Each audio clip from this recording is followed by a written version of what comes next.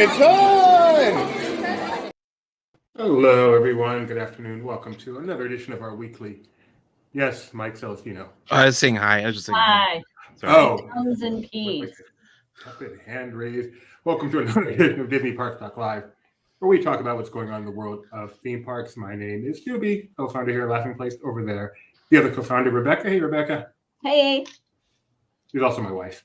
Down there, our illegitimate son, Mike Celestino. How you doing, Mike? Someday I'll become a true-born Mosley. I'm not sure how a couple can have an illegitimate son, but he covers all things Star Wars and Southern California theme parks for us. Fourth member of our team is not with us today because he is on assignment in a very special place covering the opening of Zootopia way off in Shanghai. So he's actually getting ready for that in just a few hours. That's going to begin in Shanghai. So Jeremiah, we miss you. Merry Christmas to you. And we'll be back. Hopefully have him next week. He can talk about Shanghai. Yeah. And we can also do some look back at the year and review our last show of the year next week. So, but we're going to do with what we've got today. And let's talk what's going on. We're live. So if you're watching us live, please, by all means, participate. Howdy, Gio. What's up, Nathan? Please participate. Be a part of the fun. All right, we're going to start off with that Shanghai, where, as I said, Jeremiah is preparing for the opening of Zootopia, and he took some pictures there last night, which for his last night is, I don't know how time zones work, but he took some pictures there. You can see them here as they prepare for the opening. Some actually really cool decor, and should be a pretty fun opening. The attraction that they're doing looks really, really cool. So excited to see what Jeremiah brings back from that. Hopefully we get a nice nice POV of the attraction and look at the land as a whole and all that fun stuff. Very exciting. Stay tuned to our Twitters, our Facebooks, and all that. Instagrams, as Jeremiah covers that for us. Have you guys followed at all what they're doing there? Have you seen the ride through for the Zootopia ride? Are you excited in the least for what Jeremiah's experienced? A new land doesn't happen every day. It made me realize I need to watch the movie again, because I don't really feel well acquainted with this world. And now it's a whole part of a theme park. And I feel like, I need to go revisit it. I agree. I feel like that's, even though I've seen the movie, I don't feel like I've really seen the movie. I want to revisit it. Do you have any, even though you'll probably never get there, Mike, because you don't like to travel on airplanes, do you have any excitement over Zootopia? I have seen the movie again recently. We watched it over Thanksgiving and enjoyed it. I have not watched the ride through video. I don't tend to enjoy watching as much as we do this for a living. I don't get the same joy out of watching the video as I do going on the attraction. So if I don't have to for this show, unless you make me watch it, then I'll watch it. But if I don't have to, I'll wait until, whenever the day comes when I get to Shanghai. I'm wired that way too, Mike. My husband, my brother, my son watch ride videos, and it's just I'll make ride videos, but it's not something that I myself go seek out generally. My problem. I'm stupid, and I will, if I don't watch a video first and learn about the attraction first, I'll do the attraction, get off, and say that was awesome. And then, no, I missed about 100 things because I wasn't knowing to look for them, and they'll just go right past me and I'll never notice. So if it's something I'm going to do over and over, that's fine. But if I got one shot at it, I better know exactly what to look for or I'm going to miss it. Okay. Gotcha. That's my excuse. All right. Let's move on to the Disney Cruise Line, the best part of the Walt Disney Company, where they're calling it a limited time 50% deposit offer. I think they need to look in a dictionary because this offer runs from June 17th through May 31st, which is nearly a full year, but fine. So let's see if you can make your bookings through February 16th, 2024. I guess that's the limited time, but It's good for bookings from June 17th through May 31st. 50% off deposit, which is nice because you may not be sailing for almost 2 years, a year and a half. But you only have to put down the 50% of the normal deposit. And deposits vary depending on the length of the cruise and everything. That's why I'm not giving you a number. But whatever that number normally is, put down 50%, save that cruise, pay it off, the 90, 120, whatever the days are for that cruise beforehand. And then, or if you just want to, if you're not sure if you're going to be able to cruise, but you want to feel like you're going to cruise, it only costs half as much to book one. That cruise book. And you can feel that way right up until the deadline and still get 100% discount. So put down that 50% deposit, walk around for the next year going, I've got a cruise book. How cool is this? And then get all your money back later. It's an option. It's an option. So the limited part is the fact that this is a special deal that you're booking by February 27th, you said? 16th, February 16th. February 16th. So that's for the limited. And then it applies to cruises from June until May of the next year. So June 24th to May of 25. Okay. There you go. Yeah. So, okay. Are you hoping to cruise sometime throughout that period, Mike? We keep talking about doing another Disney cruise. As I told you guys, we've done now one Disney cruise and one non-Disney cruise, and we really want to go back on a Disney ship again. I don't know when that would be. Is there a particular ship or destination that is a focal point of it? I'd love to see the hyperspace lounge. Is it? Okay. Yeah. So that's on the Wish. Yep. Right. Yes. So I guess we'd like to go see that. I think we had too many. Actually, our friends are going on the Wish in, I think, January, at the end of January, and we were thinking about joining them, but we have other trips planned around them. Like we're going to Walt Disney World in the beginning of January, and it just didn't line up right. It wouldn't have made sense for us to do both. So it'll be some other year, but hopefully eventually we'll get there. I did want to say last night's Simpsons episode was about a cruise, and I thought of you guys. It was about Homer reluctantly going on a nerd cruise that was themed to all the sci-fi and fantasy properties that he dislikes. But it was very fun. Oh, that's check that one out. I know you talked about Star Wars Day at Sea, but I know other cruise lines do a full-on Star Trek cruise. Yeah. I mean, I gotta believe with stars from the thing who do presentations and all that. I gotta believe that's something you would love to do for Star Wars. If they did a Star Wars celebration at sea, that would be pretty awesome. Yeah, I've heard about those Star Trek ones. It always sounds like I'm more of a casual Star Trek fan, so I don't know if I would fit in there. But if they did a Star Wars one, yeah, I would have to see about doing that. Doobie, is there a franchise that you'd be you want to book if it was come on this cruise and meet the people who made blank? The stars will be there, the writers, the creatives. And thousands of other passionate fans will be there. Any franchise jump to you that way? I gotta think my all-time favorite show, Lost, would be. They'd have to do a Lost flight. That's a bad idea. Can you imagine getting a charter, repainting it as Oceanic, giving it flight 815? Would you dare get on that plane? That's what I think about when I see somebody met Jorge Garcia or whatever on their flight. I'm like, well, aren't you a little worried? Would you be if you were sitting there No. and jumped on your plane? Not rationally, but maybe a little bit in the back. A little bit rationally. I think for me, it'd take a couple. If there were a few of them on my plane, then it would be the irrational, no, I shouldn't be worried, but I am, would happen. I think it would take a couple. It wouldn't just be one. I think the other property a great cruise would be I'd love to do is Gilmore Girls. No, okay. I say that because you're my wife. I think get off.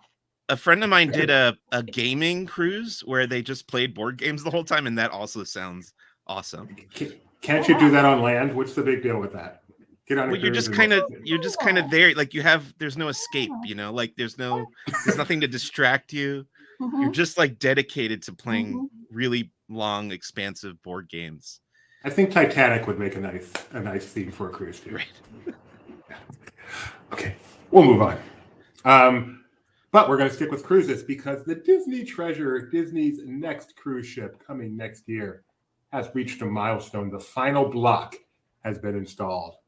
And you may ask yourself, so excited for this ship. Who, me? Yes. Heck yeah, it's a new Disney cruise ship. Well, but you really enjoyed the Wish. I love the Wish. It's my favorite. You liked and Haunted Mansion is much more of your wheelhouse than Star Wars. Oh, for sure. Anybody So, with half so a brain, knowing, yeah. because that's the anticipated swap out, right? Instead of That is, it's cyber. announced. Yeah. Okay, instead of hyperspace, we're getting. Well, no, I couldn't remember if that was the footprint. So, It is. yeah, so that, and then, I mean, I know you're a huge fan of 20,000 Leagues Under the Sea. So, no, I mean, you got to sleep on a cruise too, so that works. Okay. But I love the layout of the Wish. I don't think I'll like this one more because I like the fantasy theme even more than the adventure theme, but I think I'll like it just as much. Yeah, excited. What's the 20,000 Leagues thing? the bar, one of the upstairs pub environments on the Wish is themed to kind of the mariner and a nautical theme. It has a map with like all sorts of unique Disney locales. And on this next ship, it seems to be that's going to be the spot that's themed to the Nautilus. And so it's going to appear as if you're in a submarine. They're going to theme the lounge to be a submarine experience. So like, yeah, there you go. So these are some of the changes we know. And like on the Wish, the lounge is a palace and with Cinderella and all of that imagery. The chandelier is like her dress. Whereas on the Treasure, it's going to be Aladdin and Jasmine. So it's kind of going with the themes of Agrabah and that palace vision. So a lot of details. Yeah, extremely excited for the Treasure. And more reason to get excited. They said they've installed the final block.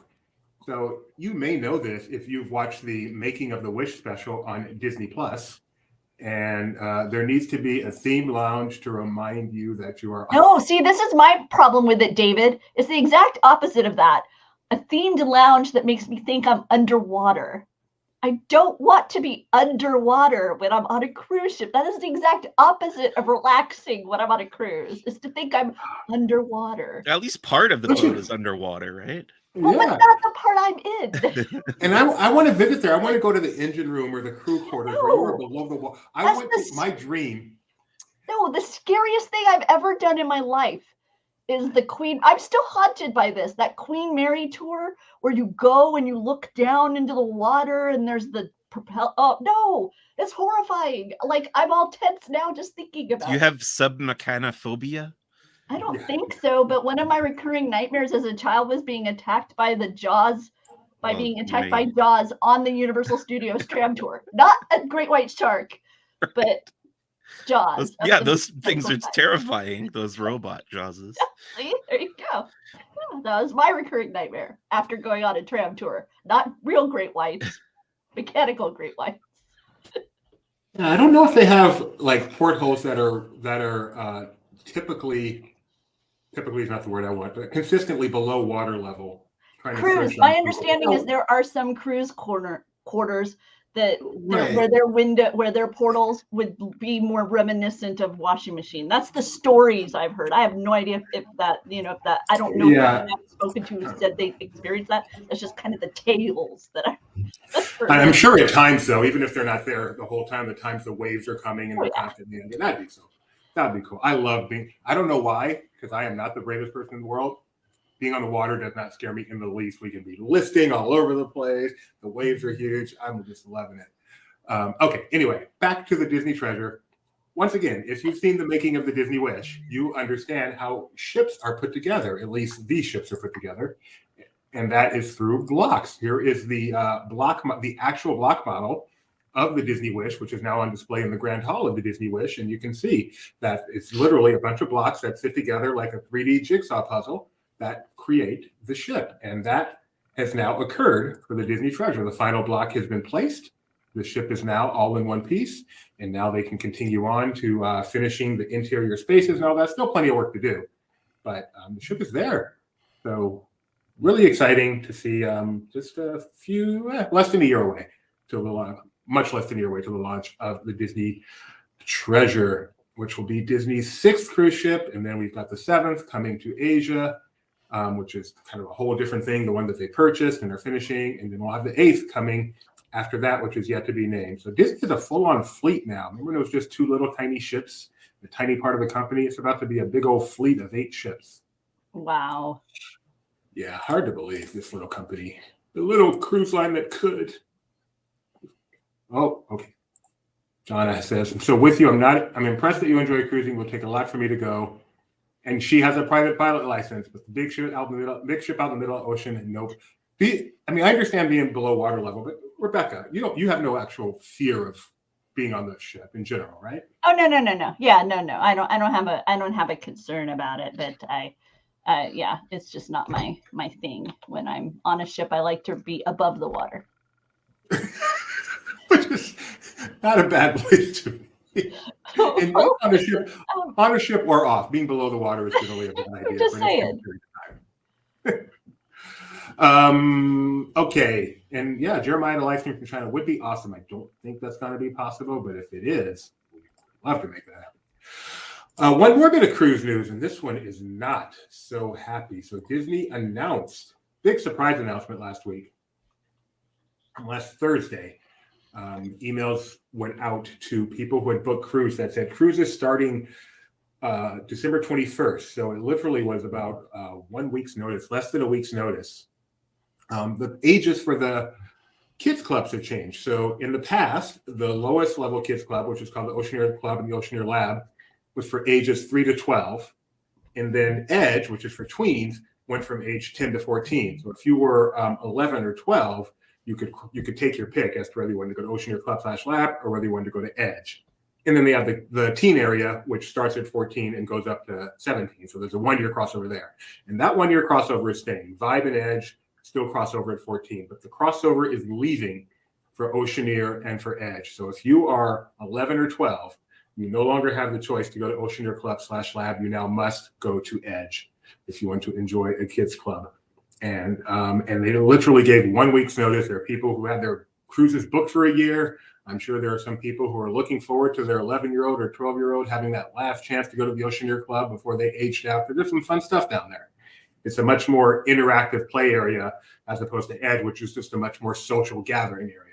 So, and they got 1 week's notice to let them know that is no longer going to be the case. Those children now have to go to the tween area Edge. That applies both to the ship and to Scuttle's Cove, which is the kids area on Castaway Key.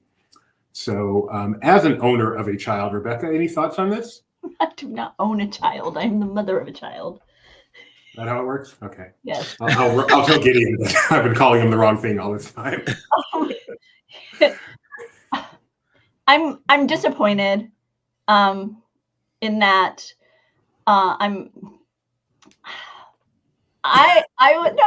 it's one of those things where I can understand why it may have happened because it can be challenging with certain age groups being together. I understand that. I just as a kid who grew up being kind of teased about being a baby because I liked Disney, and then being able to go to Disney parks and kind of embrace the fact that I like that, even though maybe other people thought I was too old to like it, to now have Disney in essence telling me I'm too old I would have taken it hard if I was, it's 11 now, and I was told I couldn't go to the Imagineering area, that Oceaneer area, which is just so different. It's Disney-fied. If you haven't seen visuals, the Oceaneer Club, Oceaneer Lab, these are places that have the characters and have those rich themed environments. Whereas honestly, Edge and Vibe, these are areas that are, hip per se to me. When I look at them, I think this is, a beautifully crafted location, but it's not a deeply immersive Disney location. And so, that's the kid zone, those kinds of things are in the kid zone. And like I say, I was someone who was told, oh, you're too old for Disney. You shouldn't, and we're talking when I'm still in elementary school, you're too old for Disney. And, look at this, telling me 11-year-old me, I couldn't go there. I would be sad. But on the flip side, I'm sure they have reasons why they're doing it. I don't know. I wish they could handle it by making that element behave rather than asking me to leave. But, that's just me. Yeah, Disney has not told obviously why they made the change specifically, right. But just by the fact that they gave 1 week's notice. I mean, this was something that was announced, happens right now, not 6 months notice, not, this happens next week. I think it's reasonable to guess that something may have happened, or someone may have complained about something, or something made this happen very quickly, and it is sad, whatever that is. And I agree with you that I wish Disney could have figured out a way to handle it in another way, other than just saying, okay, well, now 11 and 12-year-olds simply can't go to that club. And there's a more practical, I mean, obviously, if you're 11 or 12 and you want to play in that area, it's bad. You miss out on it. But there's also another practical thing. When you're in Oceaneers Club and Oceaneers Lab, they're gated. So you have to specifically give your child permission to check themselves out of there. Otherwise, they can't leave unless you go get them. That's not the case in Edge. Edge is automatically come and go as you want. So if you have an 11 or 12-year-old child that you want to be able to leave somewhere and know they're not going to leave that location, which, some kids skew older and they can go where they want. You don't care. Some kids skew younger and you just want to know where they are. If they're 11 or 12, you no longer have that option. They can check themselves out and run of the ship. And I mean, I hadn't even read in that dynamic. Wow, and that would be such an abrupt change to happen so close to your vacation. I mean, look, on a personal side for us, our little guy, he aged out during COVID from the kids club, and just that was challenging to go back to the cruise, not kind of being able to kind of have that last romp, as it were, because he loved the kids club. And so I just remember how difficult our first cruise back was when he knew he wasn't able to go there because he, aged out under the dynamics before. So I can't even imagine some kid who'd been looking forward to this cruise being told, oh, sorry, no, not anymore. So it's just weird. Yeah. So, and hopefully, maybe Gio's right. Maybe they had to do this change abruptly now, and they'll do another change later with a better option. Yeah, nope. Just reacting to what I currently know, could learn more data that shifts my opinion. And I know Mike, who loves Star Wars, was looking forward to passing as 12 so he could do this, because he can pass as 12. I was going to say that guy on the right hand side of the image looked like he was older than 12. So Mike just figures he just needs to work there, and then he Oh, I truly keep hoping that the way that the new zones were created on the Wish, it felt like there was much more easy to kind of cut off accessibility to the whole club. Is like, hey, zone, like the Star Wars, it felt like the Star Wars zone could kind of be cordoned off from the rest of it. And so I was hoping that might mean that we'd see some of those elements be more available to like people outside, like protect the kids over here, but then make this area like maybe the teens could come and enjoy this area, or the young adults could come and enjoy this area during, a certain moment in time, while the little ones were kept kind of, over there without, not mingling. But it, so the fact that wasn't kind of also put out there along with this was another element of my disappointment, because I was kind of hoping that was going to come with the arrival of the Wish. Yeah. With some of the dialogue leading up to the Wish, some of the language that Disney Cruise Line had used in their presentations just reflected a more dynamic nature to the design of the kids zones or something. So it left me conjecturing that there was going to be maybe a bit more opportunity to maybe have it be like a family time. I know they do open houses, but like specifically maybe have like a family time activity in this one zone while the rest of the area was, still cordoned off, that kind of dynamic. Right. Yeah. I expected that. I think there was some language that really seemed to lead you that way. Yeah. I wish I could remember the quote now. maybe this will actually push that, you know, now that they have 11 and 12-year-olds, this will even push that closer to happening. But anyway, enough with the cruise line business. Hi, Hilly. Let's get to something Disneyland Resort, which is Mike's wheelhouse, even though I don't think you've had the chance to see this yet. The Disney Wish photo booth at Downtown Disney. Have you been down there to see it? I've not. I haven't been there to the resort in a couple weeks, so I haven't seen this yet. We've been watching this slowly develop. Have they called about it? Are they concerned about you? Yeah, Mickey has been asking where I am. So, Rebecca, do you want to talk about the Wish booth a little bit? This tweet, by the way, is from Disney Scoop Guy, showing these pictures. Well, so when our team was at the premiere in Hollywood of the Wish, they got to do this fun little moment where they went into a photo booth and we all were very jealous and thought, oh man, I hope it makes its way to the park. And it seems like perhaps like some aspect of this has made its way to the park. I'm not sure exactly what happens inside that booth yet. I haven't seen the evidence yet. But yeah, so see, that's something on Mike Celestino's to-do list. Moving, so there we go. I think January 10th, I think, is my next time. Hopefully it's, our CEO earlier told me that it's not likely to be there by the time Mike is able to get back. Aww. Although I hear they're allowing you into downtown Disney now without charging, if I'm not mistaken. Yeah, but that's a long drive this time of year. It is, and the parking still ain't free. Yep. Nope. But yeah, so it's a fun Wish opportunity there in downtown Disney, and so I'm eager to see how it's embraced. It seemed to have finally opened today, so we'll see how it turns. I'm going to be paying attention on Twitter. So we'll see. I'll ask Benji if he wants me to go. If I don't have anything to do, maybe Thursday or something, I could go. Yeah, that'd be fun. That'd be cool. Could do an old school downtown Disney walk and talk like we used to do back in the times we don't mention anymore. Right. So, Mike, that's really the only Disneyland Resort news we have today, but we want you a part of this. So let me ask you first, have you seen Wish? I have not seen Wish. We were ready to go last week. We were going to go to the El Capitan to see Wish, and one of our cats got sick, and then I was sick over the weekend. So it's like it hasn't been in our favor, but hopefully soon. We are planning on seeing it very soon. Have you ever made a wish? I've made wishes, yes. Have they come true? I'm probably about 50-50 right now. That's pretty good. Yeah. I would wish for $1 million and then $1 billion. I still don't have a DeLorean, but I have many, many other things that I have always wanted. So you are blocked out. Like, there is no way to buy an annual pass that includes this period anymore, correct? Yeah, there's a full week at least of Disneyland blockout dates that no annual pass or no Magic Key will allow you access to.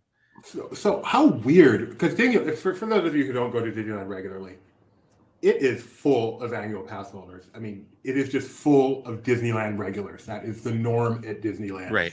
And right now, every pass is blocked out. How weird must it be at Disneyland right now? I want to buy a ticket and go just to see how different it feels. I'm sure it feels more like Walt Disney World, actually, because when I was there in Orlando, this past June, my thought was like, oh, it's mostly families this time of year, Walt Disney World. And I'm sure that's more of what it's like at Disneyland when the Magic Key holders are blacked out because you don't have all those regulars, the childless millennials hanging out. Don't those people drive you crazy, Mike? I think I looked it up recently. I don't qualify as a millennial. I think I missed it by like 3 weeks or something. Wow. What's before that? Gen X? I'm technically Gen X because I was born in '79. Yeah. Drinking from? It's a LA County Fair. LA County Fair, yeah. Good. Okay. Check it out. All right. Moving right along, let's get to the Flower and Garden Festival at Walt Disney World. We have an opening date. We don't have a closing date, but we do think it will close at some point. But we have an opening date of February 28th, 2024. Not the last day of February. Don't forget, it's a leap year next year. But February 28th, 2024, Epcot International Flower and Garden Festival will be returning. I believe Festival of the Arts closes about a week before that. So if you want to go without a festival, you have a teeny tiny time to get in there. And then you're back. Hey, I just wanted to share, my friend Anita went to Epcot. Look, she took a picture with Walt. Like, this is the first time I've seen it kind of like this way, where people are like, sitting and internet. How sweet is that? I don't know. Here's the guy with Gary. Yeah, my friends Anita and Gary. They were hiding from the snow of Ohio this weekend. They were hoping to go. They were intending to go to the Jollywood that got canceled. So they had to change that got canceled. But yeah, no, they had way too much fun. Check it out. They They took a magic shot. This Oh, is with for- Winter Tinkerbell. I Yeah, like that. this is a Disney World pass holder thing. So you can get winter attired Tink. So cute. It's a great actress in that picture. Yeah, I know. She's good at that. So Flower garden. Oh, baby elephant. Mike, do you like Yes. baby animals? Love them. Can't get Okay. enough of them. this is for you. That's Oh, sorry. not one of them. That's my. There's your baby animal. Have you seen the picture of the new baby elephant in Animal Kingdom? I hadn't seen that. Have they named the elephant? They don't name Cora. it. Cora with two R's. Yeah. It is the baby of Nadira, a little tiny 218-pounder. And the grandbaby of an elephant, I believe, named Donna. I think this is one of those where they had like Donna and Nadira and now Cora all live in Animal Kingdom. I think is if that's going off memory. So, and I don't have the memory of an elephant. So Yeah, very well. This is an African elephant and the first one born here in 7 years. Mike, what do you think this elephant weighs? It was just it's like just a Oh, few boy. days old. How much? It's got to be probably around the size of a full-grown adult, right? So I would say, let's say 200 pounds. My recollection is it was 218. So, Oh, so yeah, not bad. you're right on the money there. Yeah. 218 pounds of fun, which is also Mike Celestino's nickname. Yeah, talk to me 6 months ago. You were accurate. You've lost some weight since then? No, the other way. Sorry.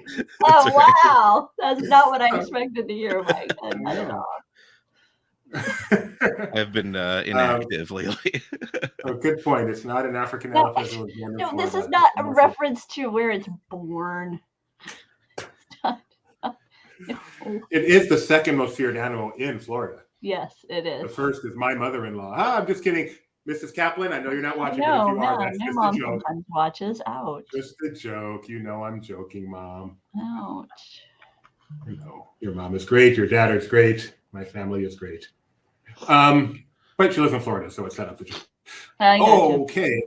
Also over in Florida, Tony creates these streams and he just loves to use his creativity with the titles. So the title for this one is Winter Restaurant on the Stream.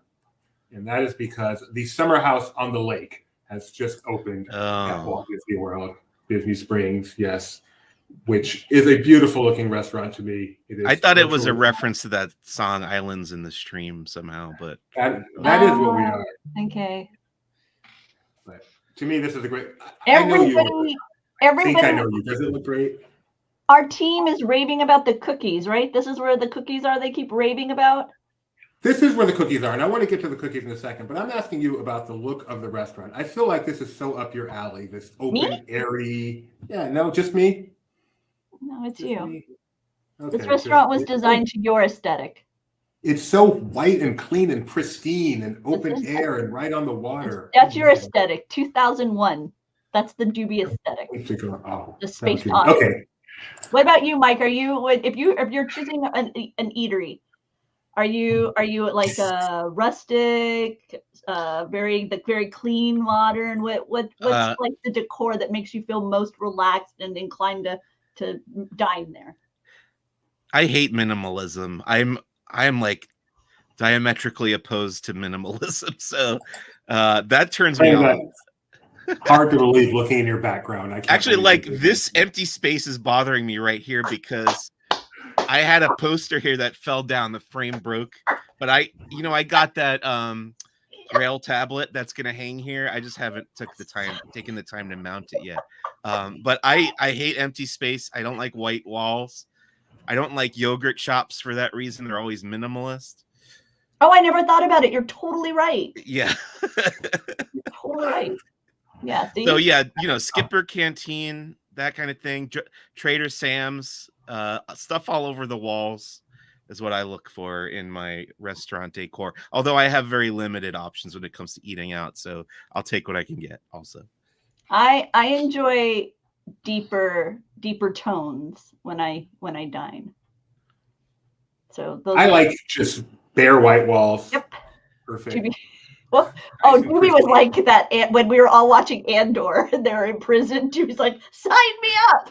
Yeah, that is cool. My dream Window. I like world. windows. I like to see the world outside, but just nice, clean, pristine. There, I don't like live a minimalist life, but in my home, I am perfectly fine having as little as possible. Okay. Anyway, let's talk about those cookies. Which is a good balance to my borderline hoarders episode mentality. You're just borderline. Yep, just borderline. Yeah. Rebecca, you want to talk about the cookies? All our team keeps saying that they're greater than Gideon's, which has been the go-to in the Disney Springs area. Everybody's waiting and talking about the cookies at Gideon's Bakehouse, and now, like I say, our team have journeyed over here. Mac talked about them. Luke talked about them, and they said no, for them they would take this over the other. And I mean, and we're talking price differential, poundage. They're big fans of the Summerhouse cookies. So and oh, they have one for you, Juby. Pinky. Oh, okay, there's the lemon, and of course Pinky. This is beautiful, and the best part, you get them in this bright, open area environment instead of, as I called it, the steampunk dungeon of Gideon's, which is such an uncomfortable place to be in. For Doobie. Doobie does not. I didn't even equate it with your mentality, but yeah, no, you would be comfortable in Gideon's, Mike Celestino, but my husband is not. He was ready to go. Yes, they are not. They are not ginormous like Gideon's. They are. Here's the inside. More normal. Here's inside of Gideon's, Mike, and this is pretty much it. It's a very small location. What do you think of this? Yeah, I like it. It's very inviting to Mike. Mike would feel like I'm with my people here. All right, so Summerhouse on the lake. Can't wait. I just closed my window accidentally. Can't wait to get there. I hate that feeling. As someone who's done show prep, I know how much it hurts to accidentally close your window. Thankfully, Chrome has a thing called Restore Tabs. Restore Tabs. In the meantime, I want to share a cookie that looks really good, and let's pretend it's gluten-free, Celestino. Okay. Yeah. Mm-hmm. And it's peppermint. Are you a peppermint cookie fan? Peppermint, I like. Let's see. There are some things I like that are minty. Okay. I don't know if cookies are one of them. Oh, this looks so good. Mouthwash, toothpaste, those are on your list, right, Mike? Yeah, you want those to be minty. I don't know what else. That's pretty much it. How about this one? If it's made for Mike C, are you a fan of the familiar Disney shape item as cookie? So here we have Spaceship Earth as a salted caramel cookie. I was like trying to figure out what that's supposed to be. Yeah, that looks pretty good. Yeah. Yes. What do you wish you could eat in cookie form?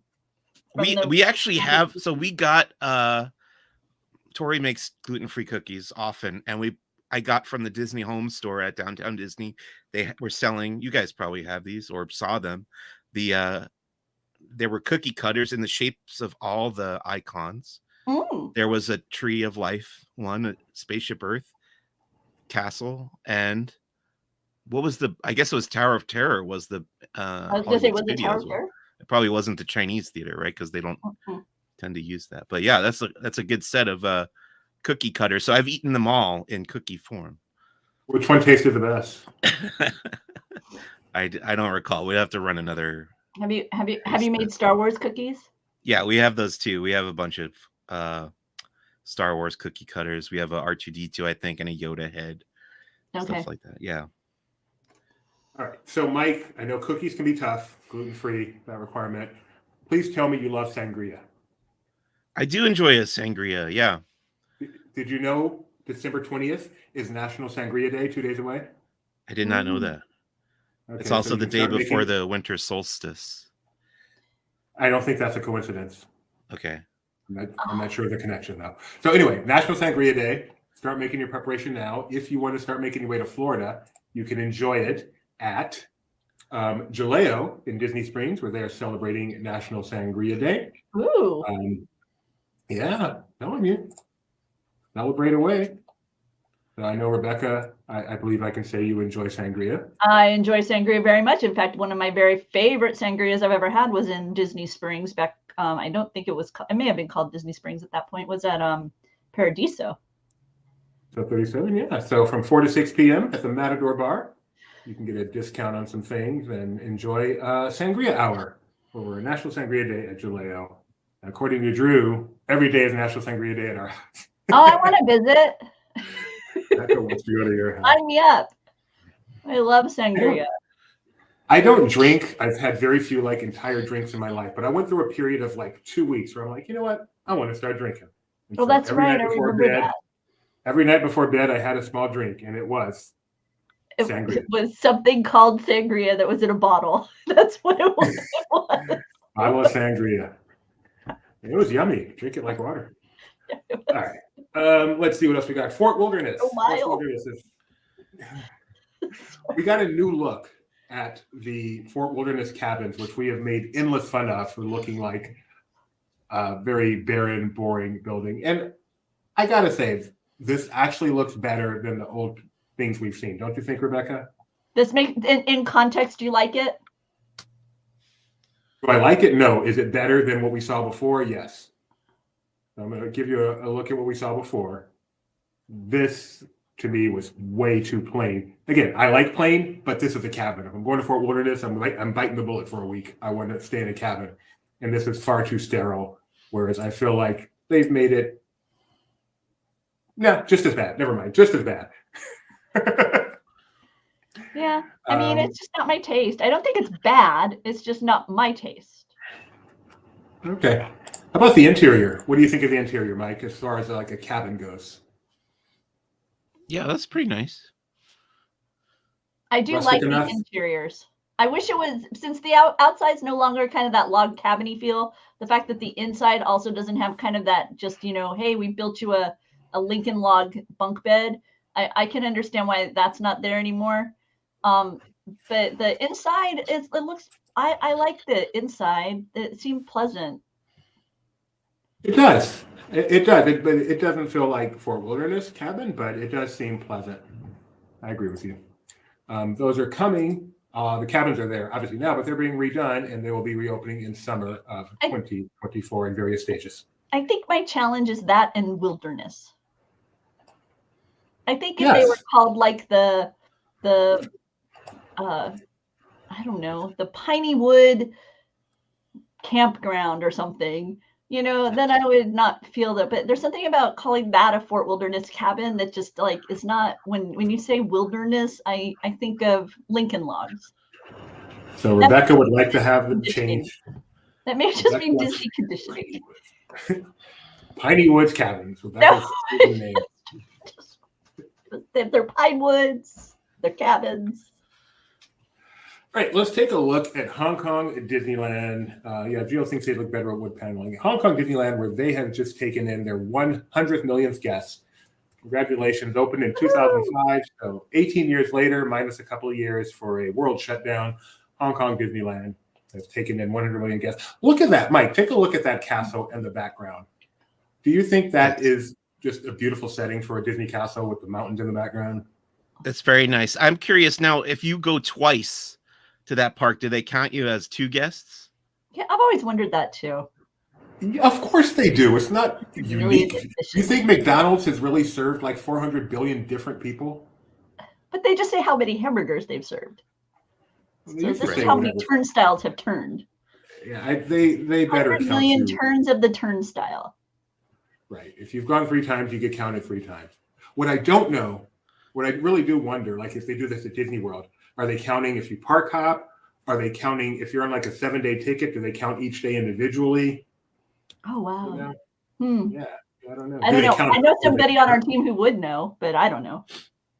Should I ask you? Right, you literally just walked up to the door. Should I ask him? Yeah, totally. Be like, hey. Okay. We have a question for you.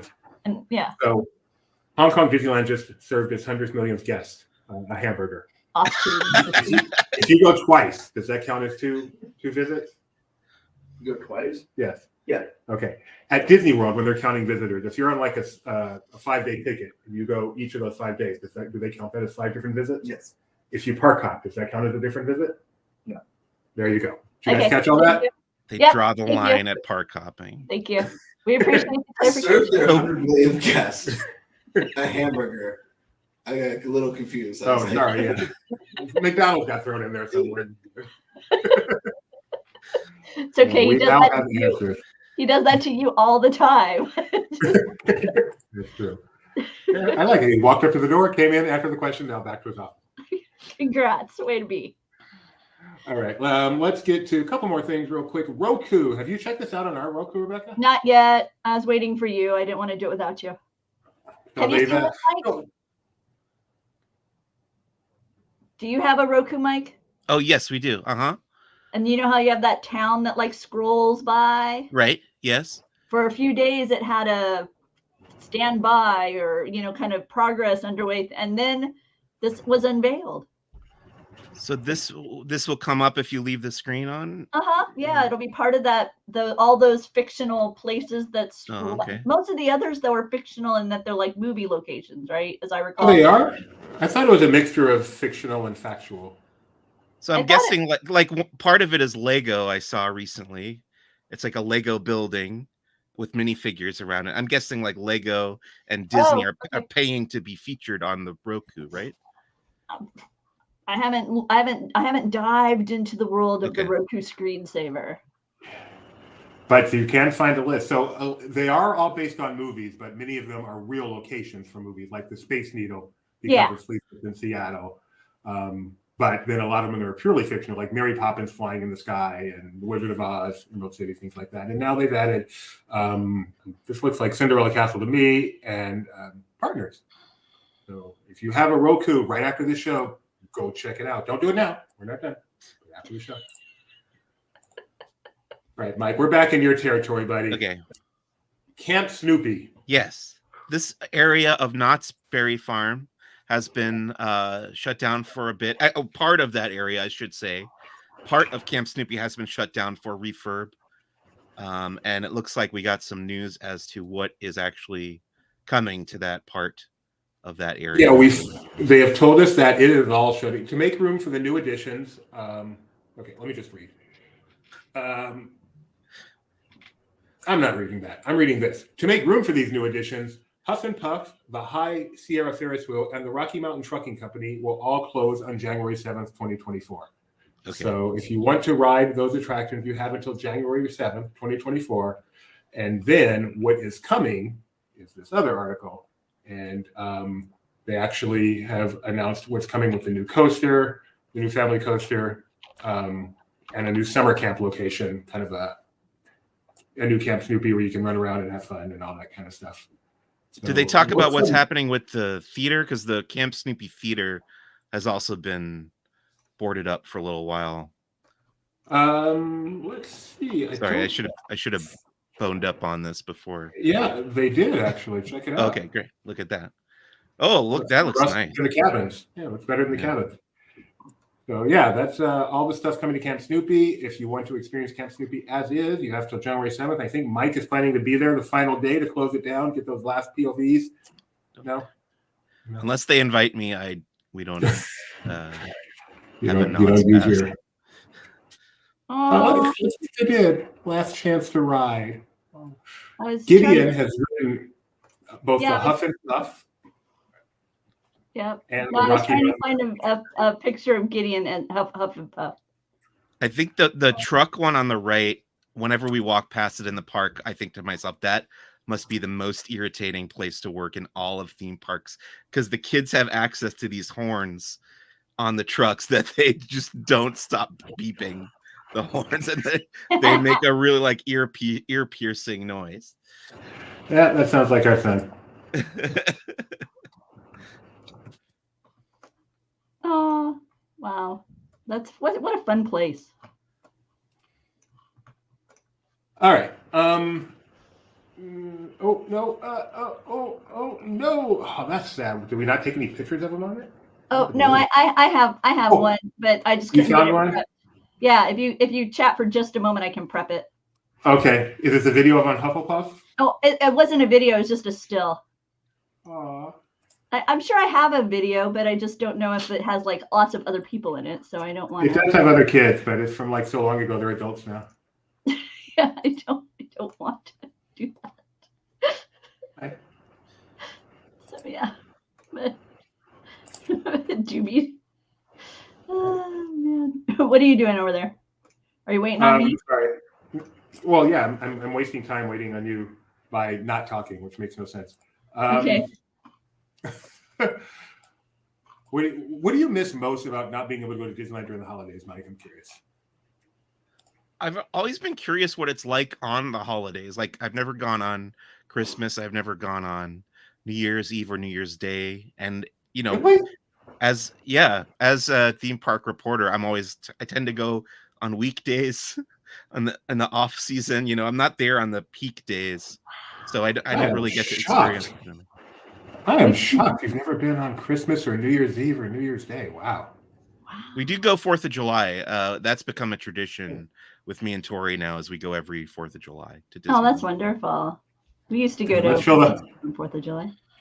Let's show Hufflepuff Boy. Okay, hang on. I think, is that doing it? I think you have to, I can't figure out how to, there, okay. Got him now. There he is. It's you had to move it yourself. It's so cute. Okay. That's the cheapest ride. Anyway, I'm glad we have that on video. That's cool. Yeah, me too. I've only got one more story, and it's of a serious nature. So before I get to that, let me ask you guys, is there anything else you want to discuss? All right. Well, then let's get to that. I'm excited for Jeremiah's coverage of Zootopia over there in Shanghai. So stay tuned to Laughing Place, our Twitter, our Instagram, our YouTube channel. I know you'll be seeing more from that over the hours ahead. Definitely. Yeah, definitely. Especially Twitter. That's where things usually appear very first. So check out X. All right. I call it a serious story, not a sad story, because he lived to 91 and had an incredible impact on the Disney theme parks. I mean, Disney theme parks are what they are today in large part because of the work of this person who was Dick Nunis, Disney legend Dick Nunis, one of, if you did a Mount Rushmore of Disney attractions, people important in the history of Disney attractions, there is an excellent chance Dick Nunis would be on it. Passed away at the age of 91. At one point, he was the chairman of Walt Disney Attractions, which then became Theme Parks and Resorts and is now Experiences. But he was the head of that. And I'm not even going to try to give a list of his accomplishments. We did do a real in-depth discussion on this, would have been on December 14th with Benji. He sat in with us for about 20 minutes to talk about Dick Nunis because he actually worked with Dick Nunis in his time working for Disney, and so had a lot of personal stories as well as he just knows his stories very well. But suffice it to say, he was tough. He was not an easy person to work for. He was very demanding, but also fair, and the results speak for themselves. And like I said, Disney parks would not be what they are today by a long shot without the contributions of Dick Nunis. So take a moment, if you never have, to read about him and just remember this Disney legend who passed away at the age of 91.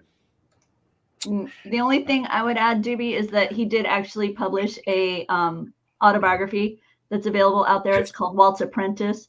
So if you want to learn more about his Disney career, you can find that title and learn a lot about kind of the Disney culture because he was one of the foundational people behind kind of what made Disney different as far as that hospitality in the hospitality industry, theme park industry. Sorry, I do want to say, because this isn't our story about him, and I just think it's an interesting story. He was one of the people, he really pushed for the installation of the wave machine at Seven Seas Lagoon, which did work and it was functional, but they had to shut it down pretty quickly because of unforeseen complications. So they shut it down and removed it, but he always wanted that. And he was, it says Dick remained an advocate of providing surfing at the resort. That's why he wanted the wave machine. And so he finally got his wish when an updated version was opened in 1989 at Disney's Typhoon Lagoon. So if you like the wave machine at Typhoon Lagoon, which I know all of us do, you can thank Dick Nunis for that, among many other things. Yep. All right. Thanks for joining us. I'll be back tomorrow morning with Kyle Burbank. And then obviously we're getting towards the end of the year here at Laughing Place. Lots of end of the year stories are be coming your way. Mike Celestino usually works on a looking forward video. Of course, we have In Memoriam, all the people we've lost this year, including Dick Nunis. We'll share our favorite memories of the year. We'll, I think on Festivus, we'll have some of the ups and downs of the year as we do our Festivus. Lots of fun this time of year as things kind of slow down and we get to put together some fun articles. So please stay tuned to laughplace.com. Follow us on Twitter, on Instagram, and please take a moment to like and subscribe this video. Ring the bell, choose all notifications. We'll see you next time. Thanks.